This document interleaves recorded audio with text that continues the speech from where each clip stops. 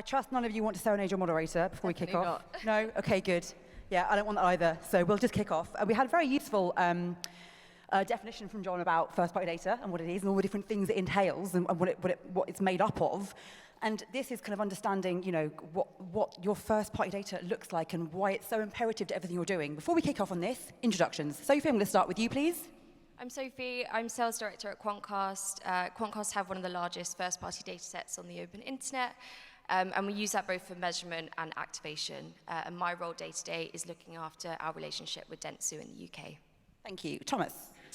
Hey everyone, I'm Thomas, Customer Success Manager at Permitive. I work alongside some of our UK and EMEA clients, and really it's my job to help them define their first-party data strategy. Thank you very much, David. I'm David, I'm Head of Digital at the Stylist Group, part of DC Thompson. I run the digital business at Stylist, setting our product strategy, setting our data strategy, and general day-to-day running of the product engineering teams. Fantastic, thank you. Finally, Kyle. Hi guys, I'm Kyle Smith, so I'm Group Head of Performance Marketing at PaySafe Group. Predominantly my role consists of acquisition of new customers across paid media, also looking at organic streams and also CRO and A/B testing across the websites and optimizing towards performance. Brilliant, thank you very much everybody. So Mr. Brand and Mr. Publisher, I want to understand kind of, you know, in terms of your first-party data strategy and what that looks like, kind of how do you structure yourselves around making first-party data a priority? We're in a world where cookies are being deprecated. There's been lots of discussions on the stage so far about the importance of not being too slow, moving away from the third-party cookie and making sure that we have an approach that is future-proof. Where are you guys at with that when it comes to prioritizing first-party data and how you manage it? David, I'm going to start with you because you've got an interesting approach to this. Yeah, so I think we were one of the really early adopters of binning third-party data because actually we did the same study that John did about 5 years ago and found the same thing. So nothing's changed? No, nothing has changed in 5 years. That's progress for you. So yeah, we have placed first-party data at the heart of our sort of advertising strategy probably for the last 5 years. But we've also taken it out of advertising just as its own thing, and now looked at it from a more holistic approach. So we take it from a product perspective. We involve the marketing team, we involve the editorial team, and actually just understanding what data we want to collect, how it's going to be useful to us. We've probably over the last couple of years we've sort of got rid of a third of our data points that we used to collect because actually they served no purpose to us. They didn't add anything. So those data points that were listed on the stage just now, I don't know if you saw them, there were quite a few of them. You don't collect all those anymore because they don't add the value they used to? Yeah, I mean, we started off with the approach that we wanted to collect as much as possible to learn as much as possible about our users. Actually, what we found was that 1/3 of our data points that we were collecting added no value to anything that we could tell about our users. So in which case, there was no real need for us to collect them. Interesting. Carl, I want to come to you and ask the same question from the brand perspective. Kind of, what does first-party data mean to you? I can't say that phrase slowly, so I'm the right person for this panel. First-party data, what does it mean to you? How are you collecting it, and kind of, you know, how are you managing your business around it? I think, such an interesting question. I think the first thing was an educational curve within the business. I think there's lots of disparate areas which will have their own take or priority on the use of first-party data, like from a privacy perspective. Obviously, within our business, we're a financial services business, although we also operate in gambling verticals at a business unit level, which creates a unique sense of regulatory pressure, shall we say. And so teams like the privacy teams, the legal teams, have kind of a real heavy and strict mindset in terms of the use of consent, how we use our data, how we are continually putting forward to our consumers or prospective customers how we're going to be using their data. So there was a real educational curve initially, right, in terms of standardizing what do we have to do, both from an industry perspective and also from a landscape perspective digitally, and then how we take that through in terms of from a marketing standpoint. Then on top of that, it's really, I think there's this kind of key point around collection of data and then the connection of it within the business. So there's this, it's great that we will gain consent, it's great that we will prioritize first-party data, but then alongside that, it's about, well, how not just how are we going to use it, but how physically can we use it, just in terms of the connectivity of the data points that exist within the business, whether it be a central CRM system or kind of an admin backend, and then the connection through to actually what the customer sees, and the use of that data to determine that. And that's something that we're prioritizing and working on actively at the moment.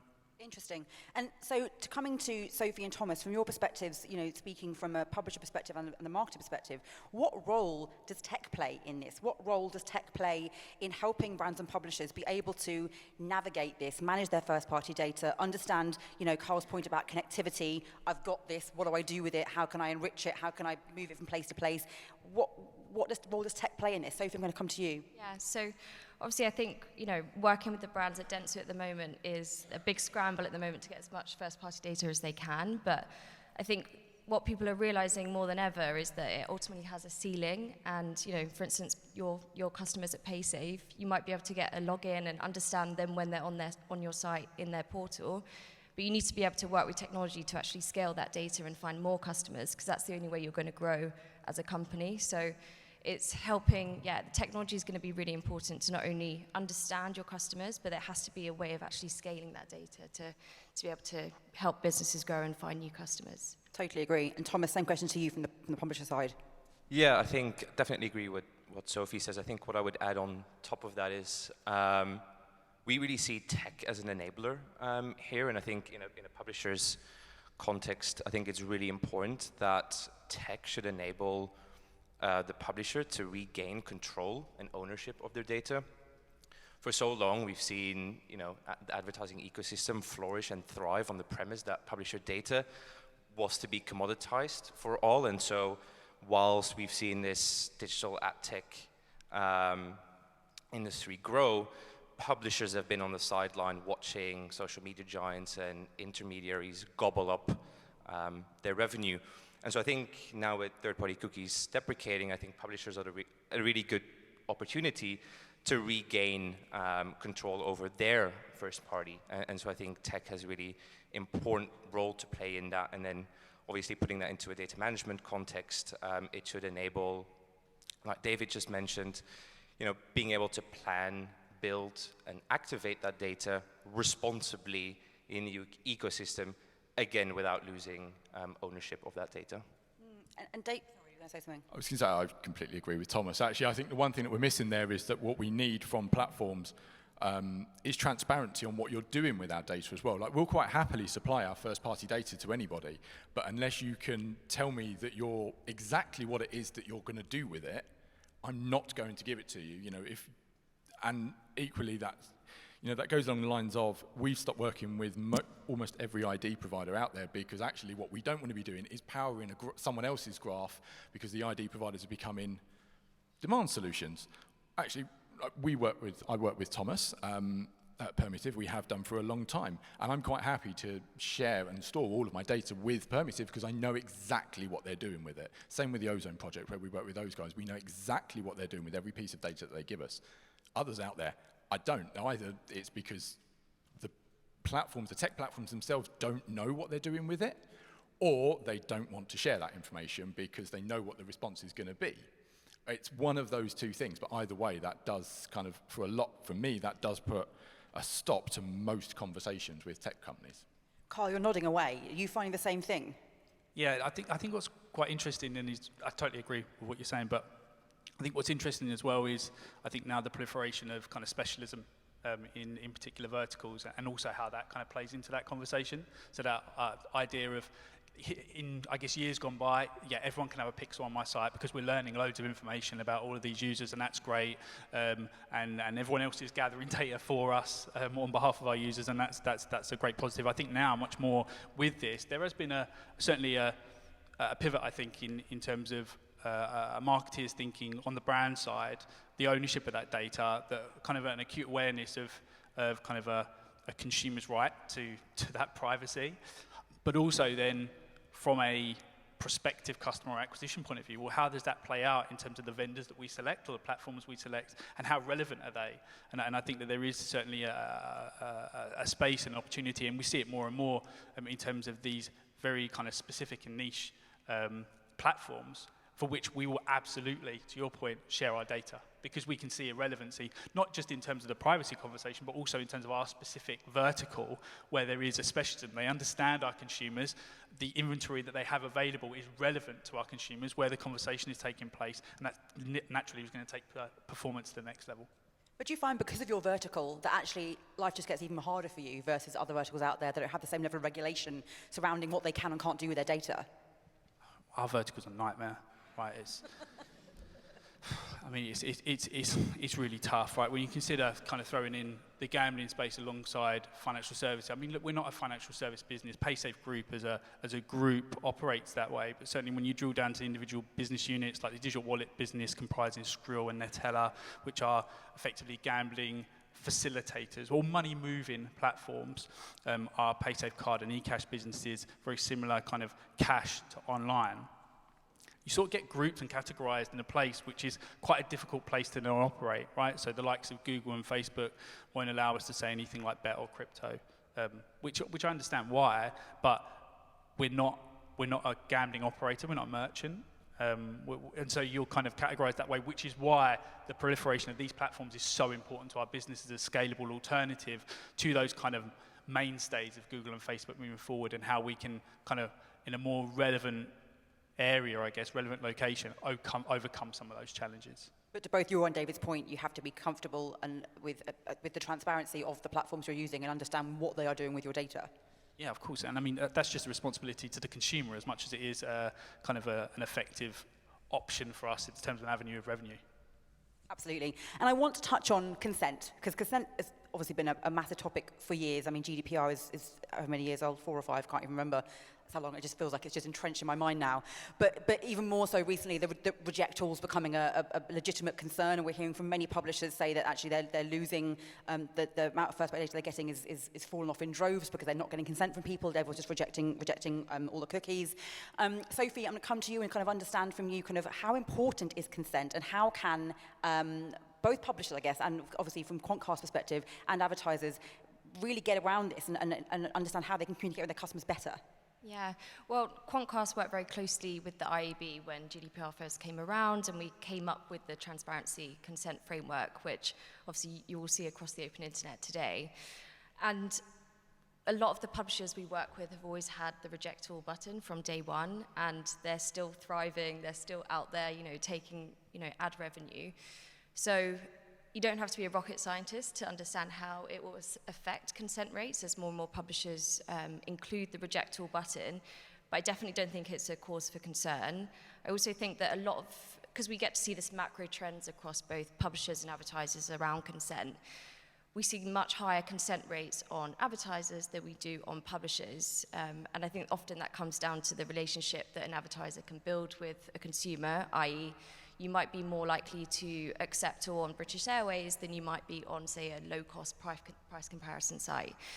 And that's really down to the trust that they build with their communities, just as, if I go onto Stylist after being a consumer of picking up the magazine, understanding that it was funded by free content, and, if I go to an article, I still understand that value exchange. I think it can be a concern, but I think it all comes down to the trust that and that relationship that publishers and advertisers can actually, facilitate with their consumers. And if they have a strong relationship, then I really don't think it's going to be a huge issue. Thomas, from your perspective and where you sit in the industry, do you find consent a challenge for your clients? How are they navigating that? Yeah, it's definitely becoming a lot more pertinent in the conversations that we're having with publishers. We actually strongly believe at Permitive that consent might be bigger than the third-party cookie, especially where you now see countries like Spain and Germany, local regulations are really pressuring publishers and internet businesses to have the reject all very clear next to the accept all. And so we've seen a massive consumer opt-out movement. I think obviously when consent disappears, that audience disappears for targeting. But I think it's really important to understand that when a user consents or isn't present, a publisher is still able to identify that user and still knows that that user is there. When consent has been provided, a publisher can then provide that advertiser with high quality, privacy compliant, consented first-party data audiences. When consent isn't there, the publisher still knows that that audience is there and has to experiment, we believe, with ways to still be able to monetize non-consented users through a mixture of contextual and consented first-party data signals. I think what Sophie highlighted is really important around clearly conveying and communicating the value exchange so that you can build that consumer trust. I think where we believe where consent will be a big concern is actually for legacy ad tech. I think when consent isn't present on the publisher's side, legacy ad tech that have been built as intermediaries and data controllers, they will lose sight of their audiences, and they're gonna have a challenging time. Interesting. And David, given you, like the stylists, are a good 4-5 years ahead in terms of the third-party data journey, how are you navigating consent? Is that a concern for you at Stylist? It was pre-GDPR, actually. We're fortunate we see 95+% consent rates consistently. I think what it comes down to is that publishers have to take responsibility for their own consent rate. So it amazes me how many sites I still go to from reputable publishers, right? And you go there and there's a sticky banner at the top, there's a floor banner at the bottom, they've got a skin, and then there's also a marketing pop-up as well. And actually, you can only see 3 lines of content. Now, as a consumer... If that, frankly. If that, right. So as a consumer, and bearing in mind that all of us in this room are probably in that top 2% on understanding how any of this works, put yourself in the shoes of someone who doesn't understand how this works. They just want to read the content. They're not going to your site to view ads. And so, but what they will be able to do is eventually people will get round to the fact, or become wise to the fact that if they press reject all of these really annoying ads bugger off. So in which case, people, if you keep taking advantage of your users in that way by serving them, 8, 9, 10 ads per page and auto-refresh and all of this, you are going to have consent problems, and that is your problem to deal with. If you are responsible with it, and like at Stylist, we have, at the moment, our ads per page is about 2.25. And ads have a very strict, very strict guidelines on where ads can appear, what they can do, what they can't do.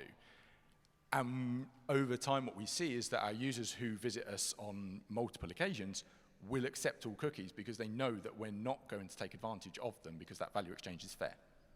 But then this raises a wider issue, and you must get pissed off with other publishers that are ruining it for you because you're making the effort. And actually, is there a collective responsibility among publishers and the technology partners that you work with to ensure that everybody is aware of the value chain exchange? It's not just you doing it for your consumers, but actually it happens across the board. Otherwise, people will get in the habit of rejecting everything across everything because they believe that's the way of removing ads, despite the fact that you're actually making the effort not to annoy your consumer. Yeah, we do. I think the problem that we've got there is being able to hold publishers to account for that or making them responsible for it, because actually we're not really responsible to anyone apart from those users. And it's actually been really refreshing today hearing, the panel earlier on talking about putting user experience at the forefront of everything, because again, that's something that we've been pushing for ages. But if there is a publisher who is not doing that, there is no way of holding them to account. It's not like if they're IAB members, they will be they can be suspended or anything like that, or members of the PPA doing the same thing. So in which case they will continue to do it because that's how they're currently making their money and need to continue that status quo. I think I want to build on what David says. I think this is a really good opportunity for publishers, again, to differentiate themselves in the market. I don't think there should be a standardized way on how a publisher conveys and builds consumer trust. It's an opportunity for a publisher to really differentiate themselves by building that relationship with the user, by providing an experience that the user is there for. So I really see this consent issue as a way for publishers to differentiate themselves. So I think, to David's point, if you give a really good experience, users will opt in and stay on your sites.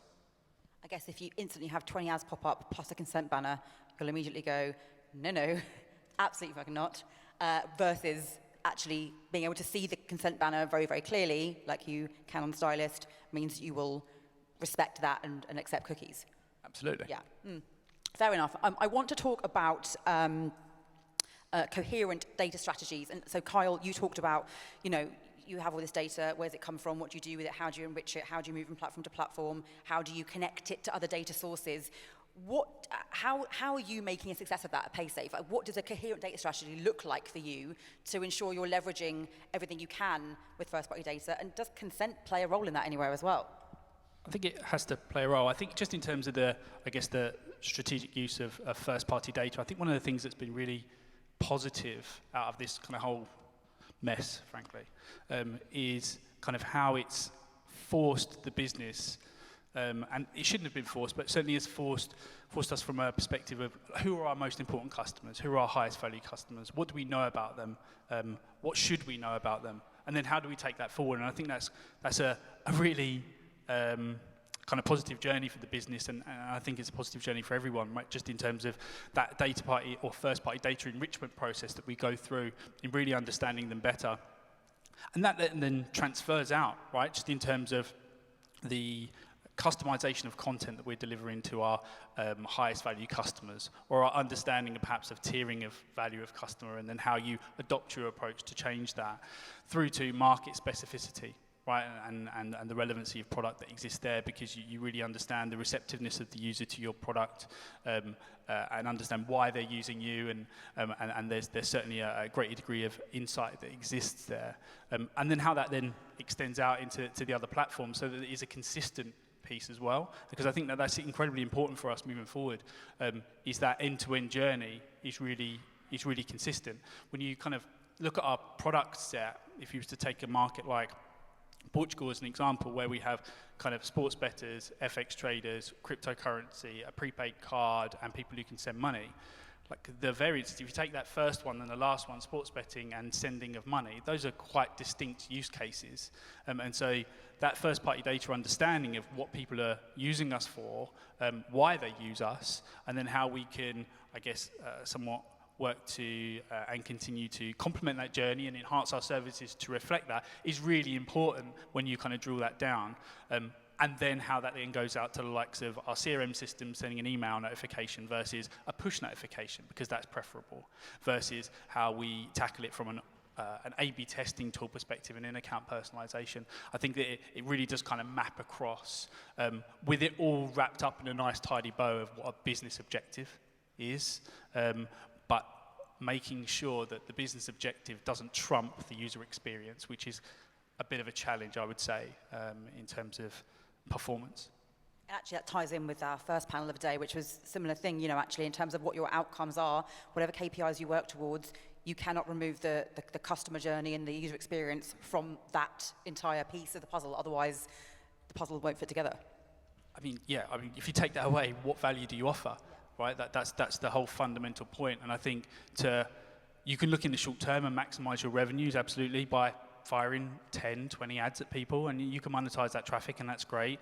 But I mean, to your point, David, right, you're just going to have mass rejection of consent overall. There's not going to be any kind of value exchange there, and you just see a base of, I guess, recycling value over time. And so I think it's really important that kind of user experience and your relevancy, and you having a clear understanding of that and what you mean to that user trumps and dictates strategy as well.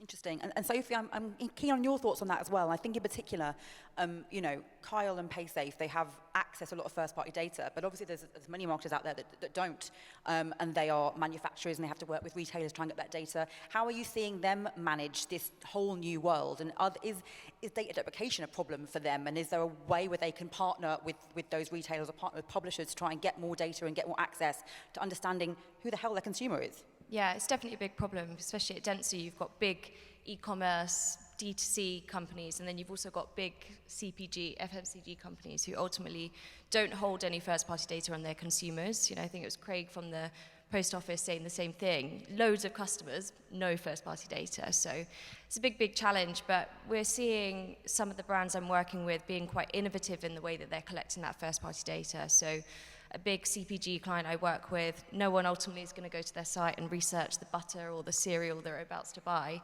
You don't know. You don't. I mean, You never know. There are some quite strange people Real out there. butter enthusiasts. So they've had to be quite innovative about the way that they can engage with their consumer. So, producing recipe content on their site and having a real hub to drive their consumers to is a way for them to build some kind of one-to-one relationship with their consumers. And then from that point onwards, we need to, as an industry, moving from precision to prediction, and we need to get, marketers a lot more comfortable with using smaller data sets to actually connect that to other, first-party data sets, and using really, really smart technology to be able to connect the dots between the two and actually scale them. Interesting. And on the thread of data ownership, David and Thomas, how can publishers kind of take control of their own data and make sure that David, you mentioned earlier about not using certain tech partners that might use it to fuel their own ID graph, for example. But how can they ensure that they are taking control? And it's all about the publisher again. We've talked over the past couple of years about the rise of the publisher and they're taking their power back. Are we genuinely seeing that? And what are the approaches towards that? Thomas, I'm going to come to you first. Yeah, I think when audience creation moves from the buy side to the sell side, publishers are in a really good position to fill this massive data gap that's come to the surface and really lean on their first-party data advantages. I think the panel before us highlighted the value of first-party data.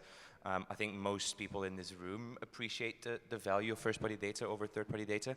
So really for a publisher, it's an opportunity to fill this data gap and help their advertisers escape this third-party data rut. I think when it comes to an effective go-to-market strategy, publishers need to cut through the noise. Let's be frank, third-party data was homogeneous and super generic. If we're moving to first-party data is unique to that first party, so to that publisher that is collecting that data. So we at Permanent really recommend publishers to lean into those differentiators, demonstrate individuality and really highlight a deep understanding of user engagement. I think then when it comes to transferring that into the ecosystem, back to your point around ownership, it's really important that you can share your data with the ecosystem in a way that makes sure that your data doesn't leak and you retain ownership. So we're massive proponents of publisher cohorts that give a description of a user group instead of sharing user-level identifiers in the bid stream. Interesting. And David, same question to you. Yeah, for us, I think it is about that ownership piece. So we've really made sure that all of our customers' PII, we own it. We have a proprietary CRM. We don't even want to outsource that. It's all stored on our servers, on our databases, and we maintain it ourselves because that way we are fully responsible for it. And if we outsource that to a third party, then we are effectively handing over kind of control of that data to some extent, whilst also being responsible for it if something goes wrong on their side. And we're not really happy with that. And actually what that's then led us to is to build out a product set of our own paywall, our own registration wall, our own subscription platform, and our own events platform. And so we've been able to do all of that just from owning our first-party data, because actually what it's done is fueled our product roadmap as opposed to really working out, well, we can't build this over here, well, we're going to have to get another third party in here to talk to this platform. And it goes the same when we're activating audiences as well. We want to make sure that we are the owners of that data. Whilst I trust Thomas implicitly with everything that I send him, equally, if there was ever a day that we weren't working with Permeative on it, we still need to know who that user is. We want to be the ones who own the kind of the initial identifier for that user.